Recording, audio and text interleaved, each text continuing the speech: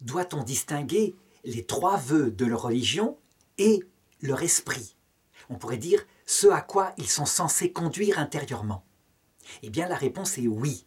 En fait, les trois vœux de religion portent sur des choses extérieures et visibles. Par exemple, le vœu de pauvreté, c'est de choisir matériellement une forme de vie, en ce qui concerne les richesses, pauvres, où on ne possède rien.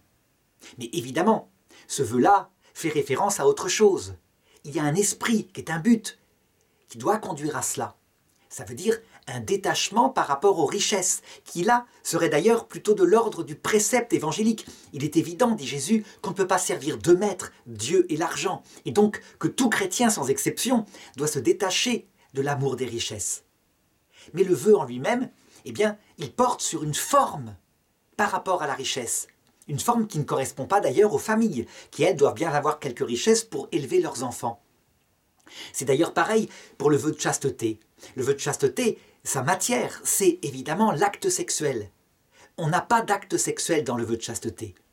Mais évidemment, le but de tout cela, qui va demeurer dans l'éternité, c'est une chasteté intérieure de l'esprit, à savoir une pureté du cœur, qui n'a que Dieu comme objet, qui fait tout à cause de Dieu. Pourquoi est-ce qu'on peut faire le rapport entre ces deux choses? Eh bien, on le sait bien, dans l'acte sexuel, il y a certes l'amour de son conjoint, mais il y a aussi, on le sait, un mélange avec sa propre convoitise, sa propre recherche égoïste de son plaisir. Et je dirais, les deux sont tellement mélangés, tellement proches que c'est tout un travail de toute une vie, y compris dans le couple, pour purifier cet amour sexuel. Et donc, on voit bien, ça correspond à un esprit particulier, qui est une purification de son amour pour Dieu et le prochain, de tout ce qui pourrait le mêler, à savoir un amour de plaisir, la recherche de son plaisir dans la prière, et un amour d'utilité, la recherche de son équilibre psychologique dans la prière et dans l'amour du prochain. Pour le vœu d'obéissance, c'est pareil.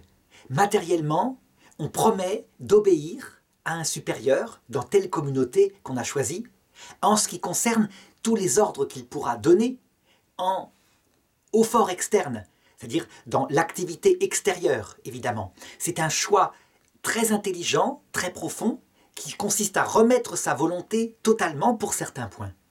Mais évidemment, dit comme ça n'a aucun intérêt. On n'est pas à l'armée, on n'est pas non plus des serviteurs quand on est religieux.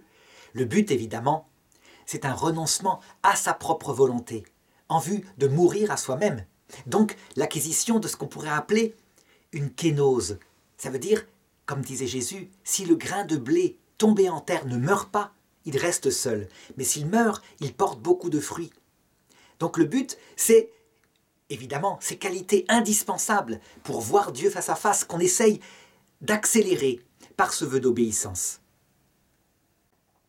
Donc dans les trois cas, il faut bien distinguer le vœu lui-même et bien préciser quel est son objet particulier, et d'autre part, l'esprit fondamental, qui le fonde d'ailleurs, mais qui aussi est sa finalité, afin de ne pas, je dirais, matériellement exalter ce qui n'est qu'un conseil évangélique sur des moyens, et ce qui est le but, le précepte, qui demeure pour l'éternité.